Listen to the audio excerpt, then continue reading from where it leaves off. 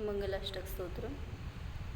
अर्हन्तो भगवन्त इन्द्रमहिता सिद्धाश्च सिद्धीश्वरा आचार्या जिनशासनोन्नतिकरः पूज्या उपाध्यायकः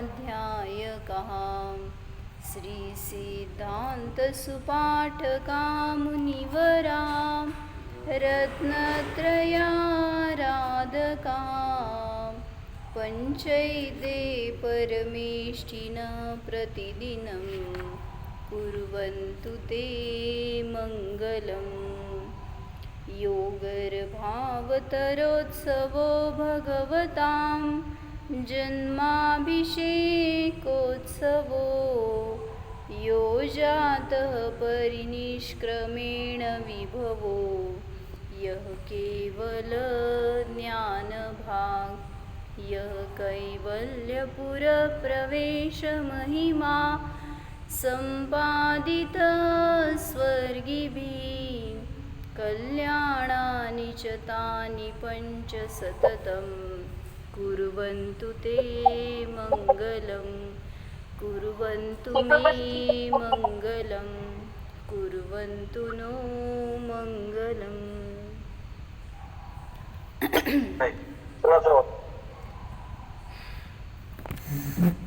5 कल्याणक माझं कल्याण करोत.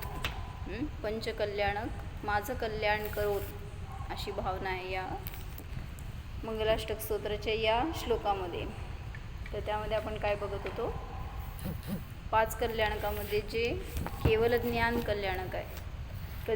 कधी करतात हे, तर ज्या समयाला तीर्थंकर मुनी 4 घाती कर्मांचा अभाव करतील, म्हणजे अभाव झाला त्या क्षणी केवल ज्ञानाची उत्पत्ती होते. आणि ते सांगितलं ना की जमिनीपासून 5000 धनुष्य अद्दर वर जातात आणि त्या समयाला तिथं देवलोकामध्ये सगळ्यांना वेगळ्या वेगळ्या प्रकारांनी त्याचं इंडिकेशन मिळतं. म्हणजे काय, केवल ज्ञान झालंय म्हणून सगळ्यांना कळतं आणि ते देवलोक तिथं उत्सव मनवण्यासाठी येतात, समोश्रणाची रचना करतात वगैरे. हे सगळं त्यावेळेस केवल ज्ञान कल्याणिक मनवलं जातं. तर एक काय ऐकलं मी की आत्ता का नाही येतो देव खाली आपल्याकडं, एकतर तीर्थंकरच नाहीत, त्यामुळं कल्याणक नाहीत. 5 कल्याणक कधी होणार, ज्या काळात तीर्थंकर होते त्या काळातच देवलोक यायचे आणि ते कल्याणक साजरं करायचे ना. मग आता या काळात काय येत नाही देव खाली. चतुर्थ काळ होता त्यावेळेस यायचे. तर त्याचं काय सांगितलं माहिती का, ते की चतुर्थ काळामध्ये आत्ता आपल्याला कसं पक्षी उडताना दिसतात ना, तसं सारखं विमानांचं गमन असायचं म्हणले. आणि इतके फास्ट असायचं त्यांचं स्पीड की ते सारखं, आणि त्यांची चर्चा असायची त्या देवांची.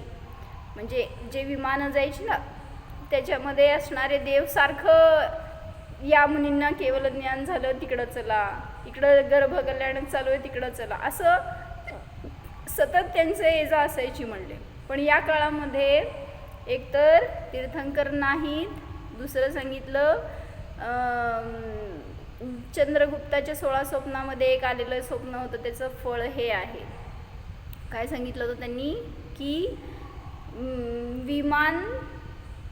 एक विमान आकाशाच्या दिशेने गेलं.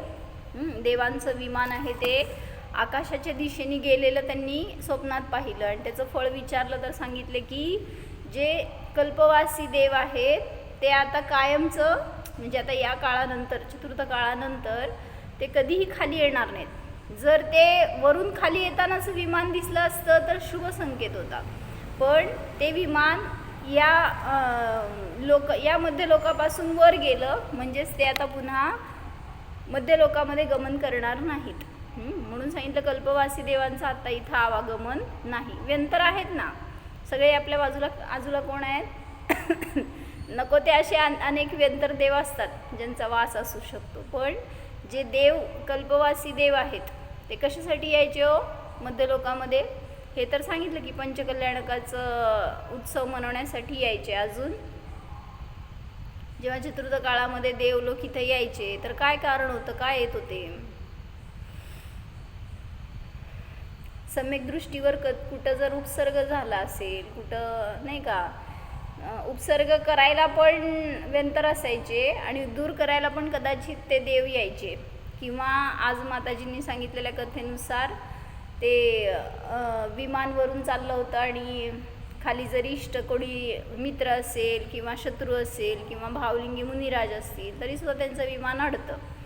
म्हणजे असं कुठल्या कारणासाठी ते येऊ शकतात खाली, कुठं उपसर्ग दूर करायसाठी किंवा इष्टला भेटण्यासाठी वगैरे अशा विकल्पानी ते यायचे. पण आता या काळामध्ये तुमचं पुण्य इतकं क्षीण झाले की ते मध्य लोकामध्ये येत नाहीत. तर आपण बघत होतो की जेव्हा समूहशरणाची रचना होते तर त्यामध्ये तो कुबेर त्याचं सगळं कलापणाला लावून त्या समूहशरणाला अत्यंत सुंदर रूप असं देतात. आणि कुबेर जर करेल तर एका वेळी एक समूहशरण नाही करणार, करू शकेल तर 170 समूहशरणांची रचना पण करू शकतो कुबेर. सांगितलं होतं ना, अजितनाथ तीर्थंकरांच्या काळामध्ये 170 तीर्थंकर युगपत होते एका वेळेस सगळीकडं. त्यामुळं तिथल्या समूहशरणाची रचना म्हणा, पुन्हा अजून कोणीतरी कुठं गर्भकल्याणक जन्मकल्याणक असेल तिथं त्या प्रकारचे कार्यक्रमामध्ये जाणार. पुन्हा पर्वतिथीमध्ये सुद्धा इंद्र पण म्हटलं ना, आपलं सगळं सगळ्या ठिकाणी जिथं उपस्थित राहता येईल अशा सगळ्या ठिकाणी जाऊ शकतो. म्हणजे अष्टानिका पर्व असेल, दशलक्षण पर्व असेल तर समूहशरणांमध्ये पण जाईल. इवन अकृत्रिम चैत्यालयामध्ये दर्शनाला पूजनाला जाईल. इवन त्याचं एक शरीर त्याच्या विमानामध्ये सुद्धा असतं. असे अनेक रूपं बनवून तो जेवढा लाभ मिळवू शकतो तेवढं मिळवण्याचा प्रयत्न करणार. आपण काय करतो, आपल्याला सहजासहजी मिळण्यासारखं असेल तरी सुद्धा आपण ऑनलाईन ऐकतो. जाऊन जिथं ते इंद्राला आज आम्ही दुपारी हीच चर्चा झाली आमची. काय सांगितलं होतं, ते ऑनलाईन व्यवस्था त्यावेळेस का नव्हती हो? इंद्राला ज्ञान नव्हतं का? निशान म्हणजे त्यांना जर त्यांच्याकडं तर ह्याच्यापेक्षा जास्त काय म्हणतात अपडेटेड सॉफ्टवेअर असायला पाहिजे इंद्राकडं. कारण मनुष्यांपेक्षा देवांचं ज्ञान जास्त तीक्ष्ण असणार, जास्त फॉरवर्ड असणार, पुढचं अजून नेक्स्ट व्हर्जन असणार त्यांच्याकडं. पण अशी रचना का नाही केली? जिथं समूहशरण आहे तिथून सॅटेलाईट सोडलं असतं तर सगळ्यांना काय म्हणायचं ब्रॉडकास्ट झालं असतं ना. देवलोकात असू देत, मनुष्यात असू देत, तिर्यंच्यात, मध्य लोकातल्या कुठल्याही कोपऱ्यामध्ये असू देत, सगळ्याला ऐकायला मिळालं असतं, बघायला मिळालं असतं. उलटं दिव्यध्वनी मिळणं म्हणजे किती भाग्याची गोष्ट. पण अशी रचना देवांकडनं का नाही केली गेली? इवन एवढं सांगितलं ना की त्या गावात जिथं समूहशरण आलंय त्या गावातले सुद्धा स्वतः तिथं जाऊन प्रवेश करतील त्या समूहशरणामध्ये तरच दिव्यध्वनीचा लाभ घेतील. जसं दहीगावला समूहशरण आलं तर नातेपुतेतले जेवढे तिथं गेले असणार त्यांनाच लाभ मिळणार. जे स्वतः घरात बसले असतील, त्या गावात असतील, व्यापात असतील, त्यांना कुठं दिव्यध्वनी ऐकायला मिळणार. त्यामुळं अशी पण व्यवस्था नाही की सगळीकडं पसरली जाईल आणि ती दिव्यध्वनी इतरांना पण ऐकू येईल, अशी पण व्यवस्था नाही. ज्यांची इच्छा झाली, जे पुरुषार्थ करतात, जे तिथं जाऊन ऐकण्याचा प्रयत्न करतात त्यांनाच ती दिव्यध्वनी लाभकारी ठरते. इवन त्याच्या पुढं जाऊन समूहशरणात गेल्यावर सुद्धा सांगितलं ना, 8व्या भूमीमध्ये भगवान आहेत. कुठली भूमी 8वी? श्रीमंडप भूमी म्हणून. त्यामधल्या भूमीमध्ये भगवान अद्दर विराजमान आहेत. तर 7 भूमीपर्यंत जेव्हा तुम्ही समूहशरण चढून जाणार त्यावेळेस प्रवेश केल्यावर पहिल्या दुल्लीशाल कोट आहे, त्याच्यानंतर लताभूमी, कल्पभूमी वगैरे अशा 7 भूमी आहेत. त्या 7 भूमीपर्यंत सुद्धा गेलेल्या जीवाला दिव्यध्वनी ऐकू येत नाही, भगवंतांचं दर्शन होत नाही. काय म्हणले कळलं का?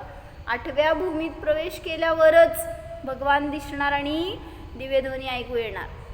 तर ह्याच्यासाठी सांगितलं त्यांनी की जे कोणी अभव्य जीव असतात ना ते अभव्य जीव 7व्या भूमीपर्यंतच गमन करू शकतात, त्याच्या पुढं गमन करू शकत नाहीत, त्यांना पुढचं दिसतच नाही असं सांगितलं त्यांनी. तर काय म्हणले हो, अभव्य जीवांना 7व्या भूमीच्या पुढं काहीच दिसत नाही. तिथं तर पुढं गेले असते तर कदाचित भगवान दर्शन तरी झालं असतं, पण पुढचं दिसतही नाही आणि दिव्यध्वनी ऐकू पण येत नाही. म्हणून एवढं तरी टेस्ट करा, कुठं विदेह क्षेत्रात जावा, समूह शरणामध्ये आपल्याला दर्शन होतं का, दिव्यध्वनी ऐकायला मिळते का, तर त्याच्यावरनं पण समजणार तुम्हाला तुम्ही भव्य आहे का अभव्य आहे. म्हणजे स्वतःचा अनुभव करणारा आहे तो, निर्णय करणारा आहे तो भव्य आहे, आणि ते सोडून बाकी अन्य जो कोणी स्वभावापासून दूर आहे, स्वभावाला प्राप्त करू शकत नाही असा तो अभव्य जीव आहे, ज्याला की भगवंतांची वाणी दिव्यध्वनी ऐकायला मिळत नाही. किती प्रयत्न केला तरी सुद्धा तो भव्य होत नाही. आणि सांगितलं ना, जेव्हा त्या समूह शरणामध्ये पायऱ्या चढून गेल्यावर पहिल्यांदा प्रवेश केला तर समोर काय आलं, मानस्तंभ आला. तर ते एकांनी असं घटवलं होतं, मानस्तंभाला मानस्तंभ का म्हणायचं, म्हणजे आपण ही विवक्षा कधी नाही ऐकली होती, पण त्यांनी जरा चिंतन चांगलं घटवलं. मान कशा कमी होतात नाही दर्शन, मग ते काय कार्य आहे हे सांगितलं.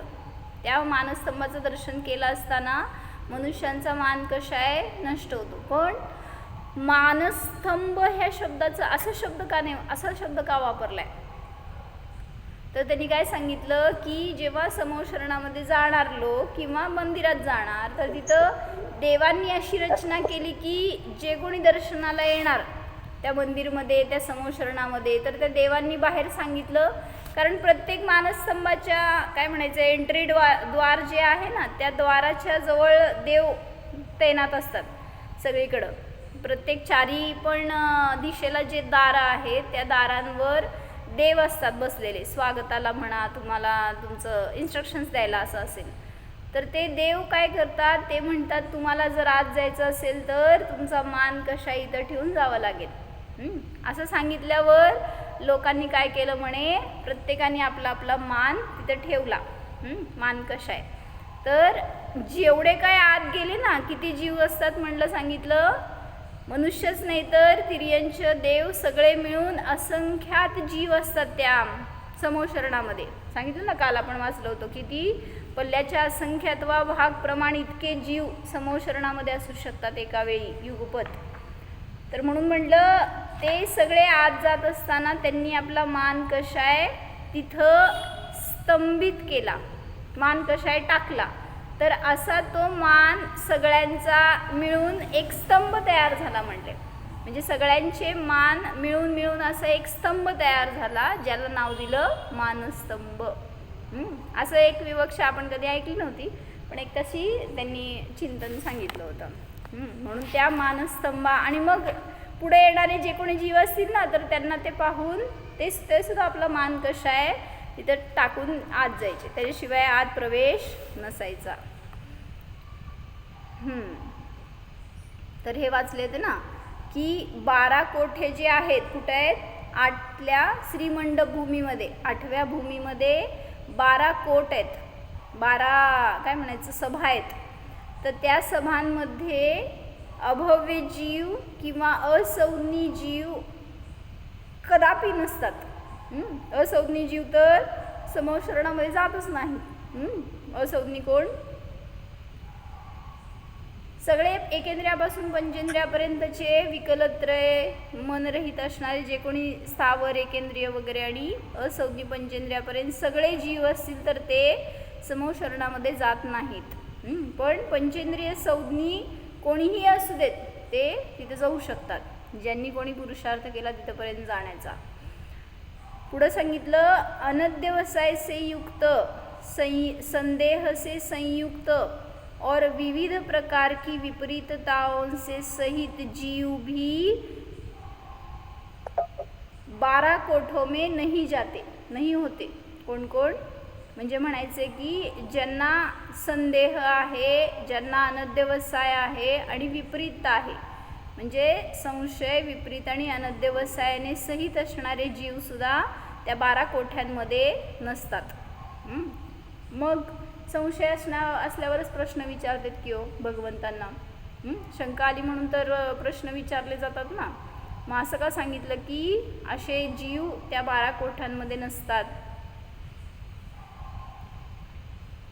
जाणून घेण्याची इच्छापूर्वक असणारा संशय हा उत्कृष्ट आहे, चांगला आहे. पण तत्वावर बाधा देणारा संशय, विपरीत अनध्यवसाय असेल तर त्याला तत्वाची प्राप्ती होणार नाही. म्हणून भरत चक्रवर्तींनी पण 60,000 प्रश्न विचारले म्हणतो ना आपण. मग शंका आल्याशिवाय प्रश्न विचारले का हो? मग ते जे प्रश्न विचारले त्याचं उत्तर दिलं भगवंतांनी. म्हणून म्हणलं जाणार, संशय, विपरीत आणि अनध्यवसाय सहित असणारे जीव तिथं प्रवेश करतील, पण तत्वाच्या विरुद्ध नाही. जाणून घेण्याची जिज्ञासा, इच्छा असणारे जीवच अशा ठिकाणी जाऊन आपलं कल्याण करणार. तर काल हे वाचत होते मी की एकेका समोशरणामध्ये पल्ल्याच्या असंख्यातव्या भाग प्रमाण विविध प्रकारचे जीव जिनेंद्र देवांचं वंदनामध्ये प्रवृत्ती करत स्थित असतात. कोठों के क्षेत्र से यद्यपि जीवों का क्षेत्रफळ असंख्यात गुणा आहे म्हटलं होतं ना, की ते जरी जीव खूप आहेत संख्येमध्ये, पण तरीसुद्धा त्या भगवंतांची ती महिमा की त्या क्षेत्राला सुद्धा काय म्हणायचं कमीपणा येत नाही. कितीही जीव असतील तरी छोट्या क्षेत्रामध्ये सुद्धा सगळे जीव स्वतंत्रतेने बिना बाधा, बिना पिढा एकत्र बसू शकतात. तशी ती अक्षीण संवास नावाची रुद्धी आहे. ती रुद्धी इतर मुनींना तर दिसून येते, रुद्धीधारी मुनींना. त्यांच्यापेक्षा सुद्धा तीर्थंकर केवली तर श्रेष्ठ आहेत, उत्कृष्ट पुण्यवान आहेत. अजून एक तिथं काय प्रश्न आला होता असा की जेव्हा तीर्थंकरांना किंवा सामान्य केवलींना केवल ज्ञान झालं आणि ते अदर झाले जमिनीपासून 5,000 धनुष्य वर झाले, आता जेव्हा ते गमन करणार, विहार करणार, त्यावेळेस ते कसे गमन करतात हो? म्हटलं ना, जर ते कसेही असतील, समोशरणामध्ये पद्मासनस्थ असतील किंवा खड्गासनस्थ असतील, ते झाल्यानंतर समोशरणाचं विघटन झालं तर ते विहार करत असताना कसे करणार? चारण मुनींसारखं असं दोन्ही पाय सरळ ठेवून करणार का आपल्यासारखं असं पादक्रमण करत करणार, एका पुढे एक मागं असं पाय करत करणार? कसं गमन करणार हो तीर्थंकर? दोन्ही पाय युगपत असते नाही असं सांगितलं त्यांनी. नाही का? नाही, म्हणजे एक तिथं तर्क दिलाय त्यांनी की जे आपलं भक्तामृत स्तोत्रामध्ये म्हणतो ना आपण, 30वा श्लोक आहे कुठलं? उन्नींद्र हे मनव पंकज पुंज कांती पर्युल्लसन्नख मयूख शिखाभिराम पादौ पदानि तव यत्र जिनेंद्र दत्तः पद्मानि तत्र विबुधा परिकल्पयन्ति. म्हणजे काय? म्हणजे म्हणायचं आहे त्यातला भाव एवढा आहे की जेव्हा पादौ पदानि तव यत्र जिनेंद्र दत्तः, हे जिनेंद्र भगवान तुमचं पाय जिथं कुठं पडतं तिथं त्या देवांच्या द्वारे 225 सुवर्ण कमळांची रचना केली जाते. प्रत्येक पादक्रमणामध्ये त्यांनी तशी रचना केलेली असते. म्हणून सांगितलं त्यांच्या त्या पावलांमध्ये प्रत्येक पावलाच्या पुढं मागं असे एकूण मिळून 225 कमळ असतात, सुवर्णमय कमळ. जरी ते त्याला स्पर्श करत नाही तरी सुद्धा तशी रचना असते. मग ह्याच्यावरून सुद्धा एक तर्क काढला गेला की त्यांचं गमन असं न हलवता दोन्ही पाय असं नाही आहे, तर पादक्रमण करत एकानंतर एक पाय ठेवत अशा प्रकारानेच गमन होतं. म्हणजे असं कुठं शास्त्रामध्ये उल्लेख आला नाही आहे, पण तरीसुद्धा त्या अनेक आधारांवरून वगैरे असा निष्कर्ष काढला गेला की ते एक एक पाय उचलत अशा प्रकाराने गमन करतात. आणि त्यांचा भलेही त्या समोशरणात स्थित असतील, तिथं त्यांच्या खाली सुद्धा सांगितलं ना सिंहासनाची रचना केली, किंवा गमन करत असताना सुद्धा जे काही कमळांची रचना केली गेली तरीसुद्धा ते त्याच्यापासून अस्पर्शीच असतात. जे केवली गमन करणार, तर ते जरी कमळांची रचना झाली आहे त्यांच्या खाली तरी सुद्धा ते त्याला न स्पर्श करताच गमन करतात. मग आणि सिंहासनावर असले तरी सुद्धा त्याला सुद्धा ते स्पर्श करत नाही आहेत, चिटकून बसलेले नाही आहेत सिंहासनावर, अद्दरच आहेत. मग त्यातून काय सांगायचं उपदेश म्हणले, भगवान सांगतात की जसं या कमळापासून या सिंहासनापासून मी अलिप्त आहे, अस्पर्शी आहे, भिन्न आहे, तसं सांगितलं प्रत्येक आत्मा शरीरामध्ये आहे तरी सुद्धा शरीरापासून अलिप्त आहे, भिन्न आहे. ह्याचं भावभासन करण्यासाठी म्हणून प्रत्येक त्या भगवंतांच्या सानिध्यामध्ये गेलं तर प्रत्येक घटना, प्रत्येक गोष्ट आपल्याला बोध देणारी असते. फक्त तसा बोध आपण घ्यायला पाहिजे तरच. तर ह्याच्यामध्ये पण सांगितलं नाही का,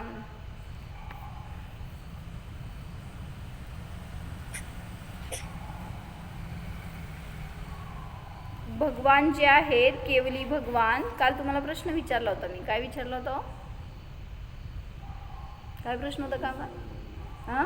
अरिहंतांचे दोष. अरिहंतांना किती दोष असतात? नसतात. किती दोष नसतात? 18 दोषांनी निर्दोष आहेत ना. सांगा 18 दोष कुठले, बघून यायला सांगितलं. क्षुत्पिपासा जरातंक जन्मांतंक मह भयस्मया न रागद्वेषाश्च यस्याप्तः सप्रकीर्तते. किती आहेत सांगा बघूया या गाथेमध्ये, किती दोष आहेत? च शब्दाने पुढचे सगळे घ्यायचे. ते सगळे आम्हाला पाहिजेत, तेच सांगितले की ह्याच्यात फक्त 11 सांगितलेत. 18 दोष कुठले कुठले? जन्म, जरा, मृत्यू, राग, द्वेष, मोह, क्षुधा, तृष्णा, भय, गर्व, चिंता, स्वेद, श्वेत, रती, निद्रा, आतंक, विस्मय आणि विषाद. होय, कशातनं काढली बाई? एकदा सांगितलेलं आहे तू. होय ना. मग ते काव्य आहे, छान आहे. ते काव्य समजलं तरी सुद्धा त्याच्यातून सगळे 18 दोष येतात. काय हो म्हणा, आहेत का 18 दोष? सांगा सांगा की 18 दोष.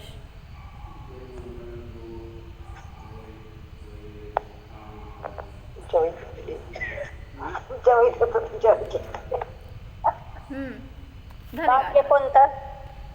तर ते हे सांगितलं होतं, आतंक, जन्म, अभिमान हि मृत्यू, शोक. सगळे मोजा बरं का. आतंक, जन्म, अभिमान हि मृत्यू, शोक, चिंता, क्षुधा, भय, तृषा, रती, मोह, दुःख, निद्रा, जरा, अरती, विस्मय, घर्म, रोष, ज्याते न दोष वदती अरिहंत त्यास. एवढा एक श्लोक पाठ केला की 18 दोष सगळे नष्ट झाले आपलेच. म्हणजे आहेत हे कळू देत पहिला, मग नष्ट होणार. म्हणजे आपल्यात दोष आहेत हेच वाटत नाही आपल्याला, त्यामुळं आपण काय म्हणायचं, जेवण करताना सुद्धा दोष आहे वाटत नाही, झोपलो तर दोष आहे वाटत नाही, घाम आला, काय रोग झाला, मोह करतो हा दोष वाटत नाही आपल्याला, दुःख करतो, शोक करतो हा दोष वाटत नाही. मग जिथं समजणार की हे दोष आहेत तर त्याच्यापासून कशी भिन्नता होणार, जिथं जाणणार. म्हणजे काय? विषाद. विषाद विषाद म्हणजे शोक.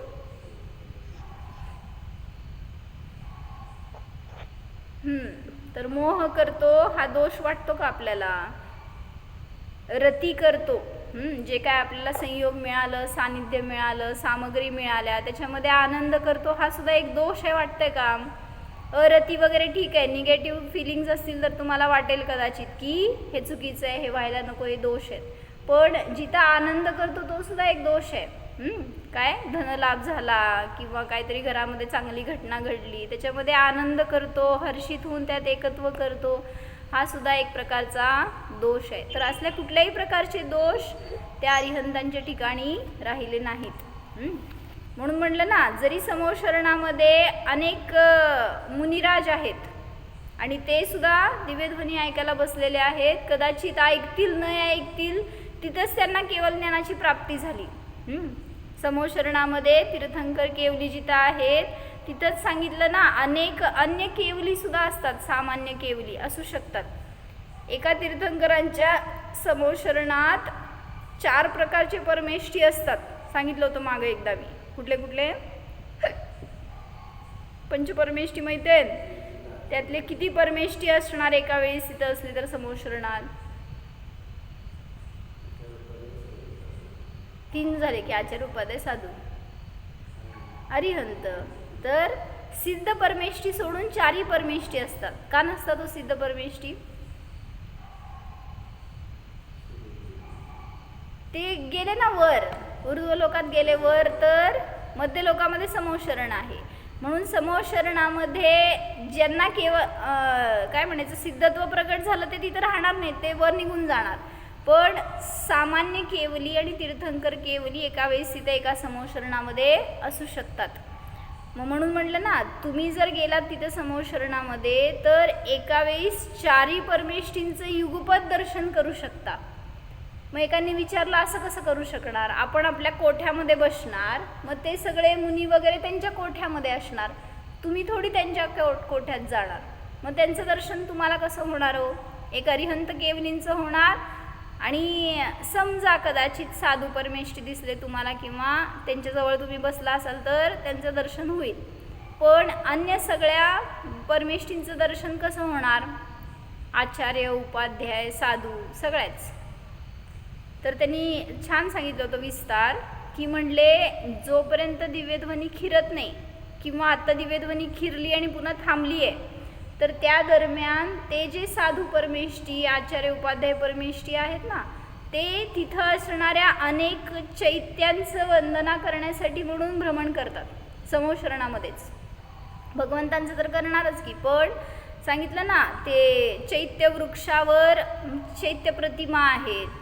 अनेक ठिकाणी अनेक भूमींमध्ये झाडावर आहेत, त्या मानस्तंभावर आहेत, त्या चैत्यालयांमध्ये आहेत, कुठं कुठं प्रासाद आहेत मध्ये आदे त्या भूमींमध्ये, तिथं असणाऱ्या चैत्यांचं दर्शन करण्यासाठी. असं सगळीकडे दर्शन करायला कदाचित ते जर गेले आचार्य, उपाध्याय आणि साधू परमेष्ठी, तर त्या सगळ्यांचं दर्शनसुद्धा तुम्हाला एका वेळी होऊ शकतं.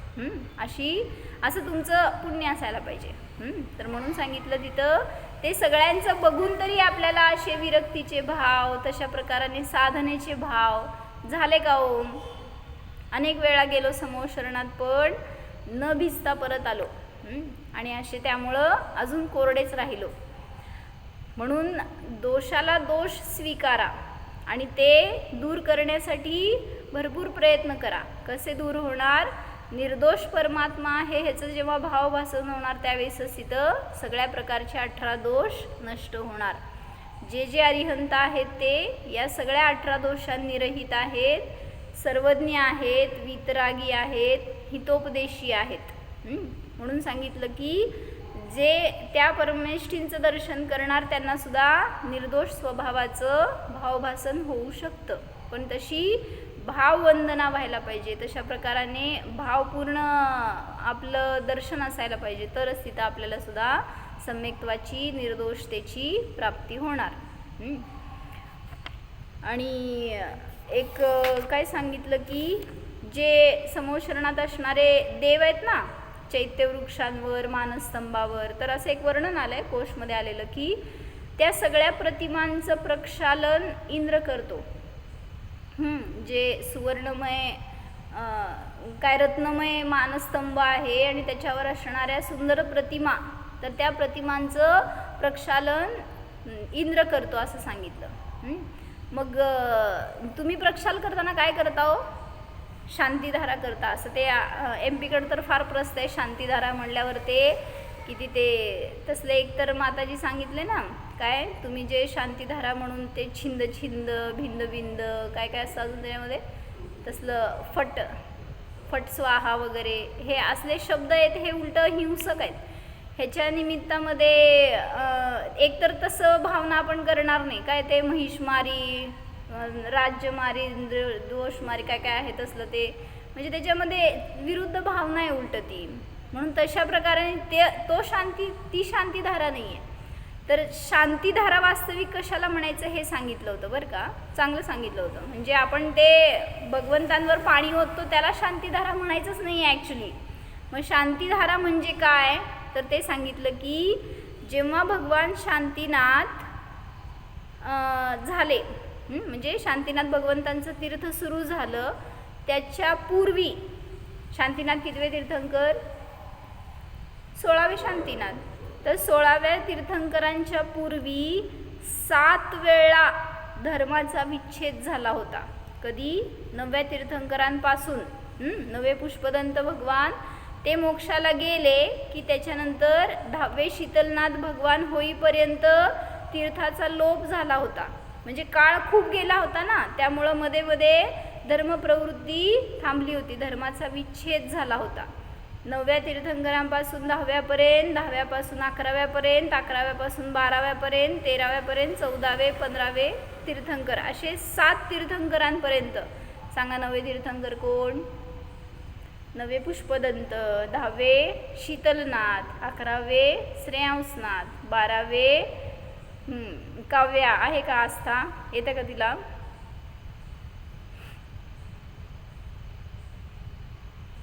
12वे माहित आहेत का तिला? हां 13वे, हां 13वे विमलनाथ, 14वे अनंतनाथ आणि 15वे धर्मनाथ. तर या 9व्यापासून ते 15व्या तीर्थंकरापर्यंत जे काय 6 तीर्थंकर होते आणि त्याच्यानंतर शांतीनाथ प्रभू होईसपर्यंत अशा 7 वेळा तीर्थाचा छेद झाला होता. ते प्रवर्तन थांबलं होतं. पण शांतीनाथ भगवान जेव्हा भगवान झाले, त्यांचा निर्वाण झाला, त्याच्यानंतर जे कोण काय म्हणलं 24वे महावीर भगवान, तोपर्यंत तीर्थ विच्छेद झाला नाही. म्हणजे म्हणायचं आहे की तीर्थाची निरंतर प्रवृत्ती होत राहिली. 16 तीर्थंकरांपासून ते 24व्या तीर्थंकरांपर्यंत जी अखंड धारा चालू राहिली त्याला म्हणलं शांतीधारा. काय कळलं?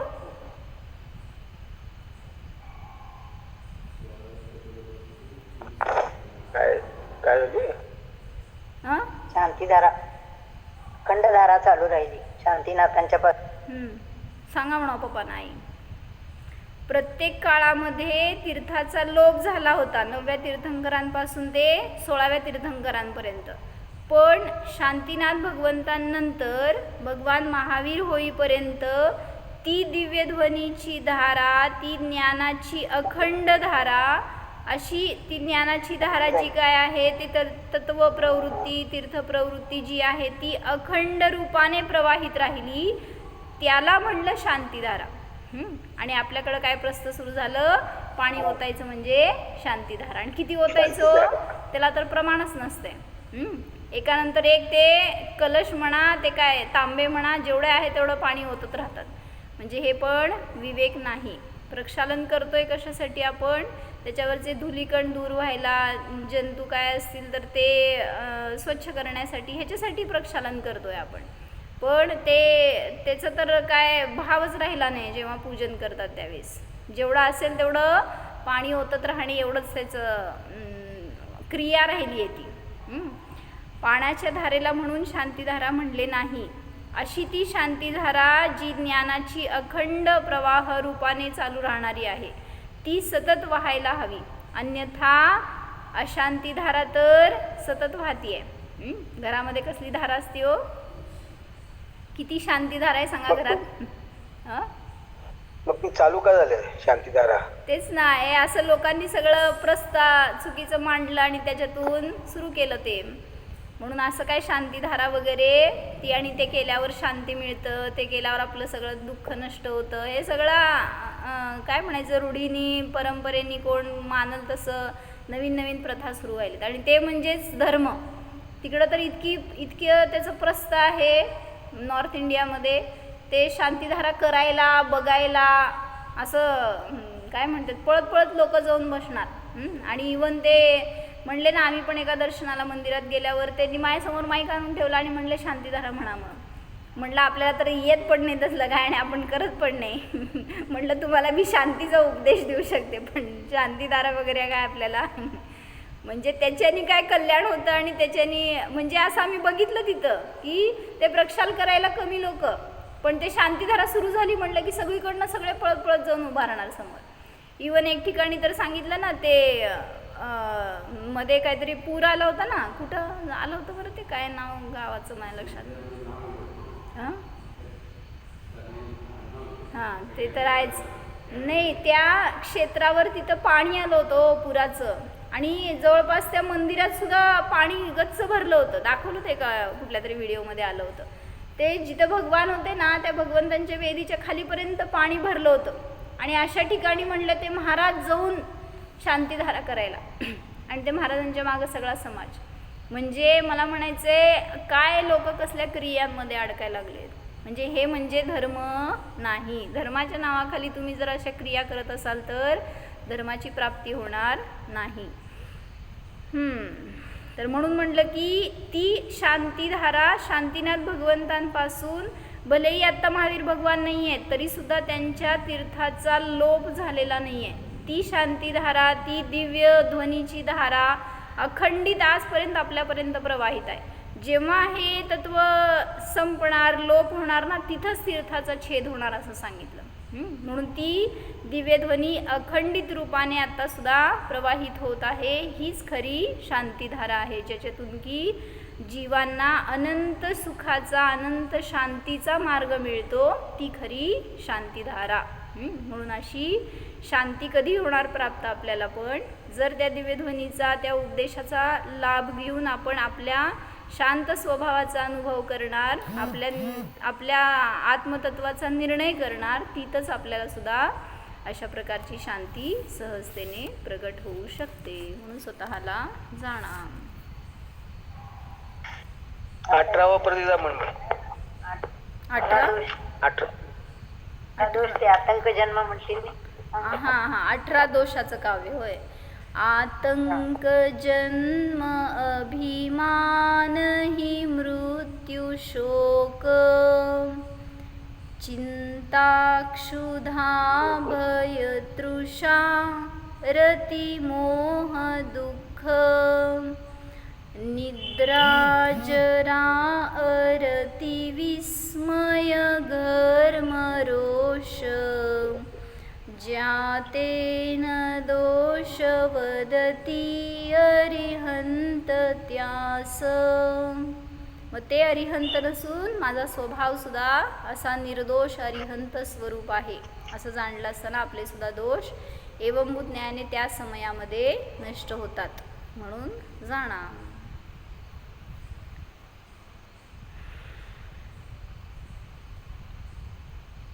पहा, या आत्म्यामध्ये कोणत्याही प्रकारचे दोष, मोह, दुःख नाहीच. निर्दोष परमात्म स्वभाव जाणा. अरिहंत स्वरूप पहा. सर्वज्ञत्वाचा अनुभव करा.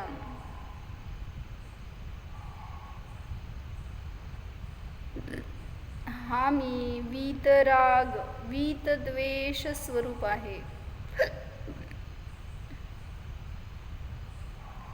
अनंत शांतीचा धनी आहे.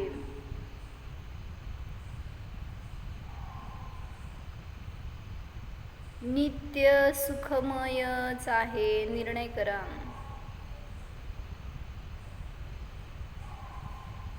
ज्ञानघन स्वरूपोऽहम् परमेष्ठी स्वरूपोऽहम्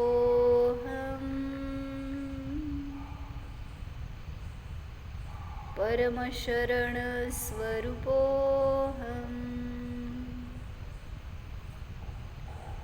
ओम.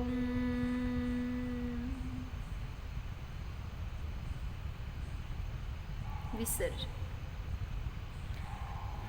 नमो